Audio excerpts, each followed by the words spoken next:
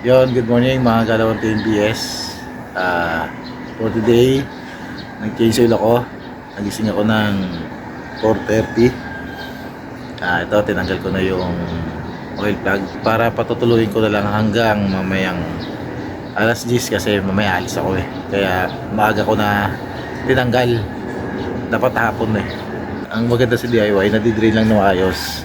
Problema, hindi mo nga nakikita lahat kasi iba sa mga gasoline station eh, sa kasa na ilaangat nakikita mo yung anong mga maluluwag na.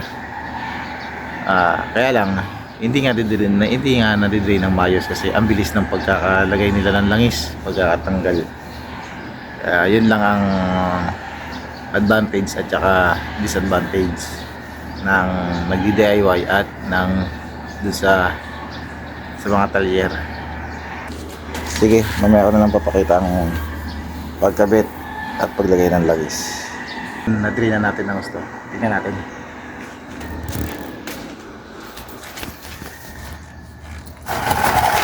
Ayan. Ayan, ito.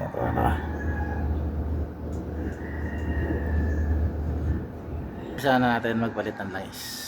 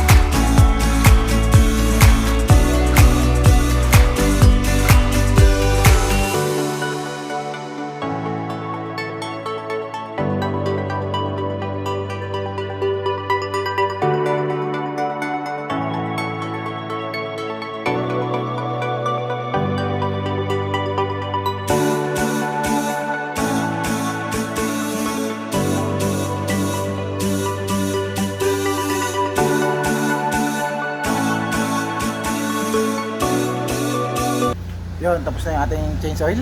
So lalagay natin sa Wilkins yan, tapos tapon natin sa basurahan. Huwag natin nilagay sa kanal. Yan, gaya na.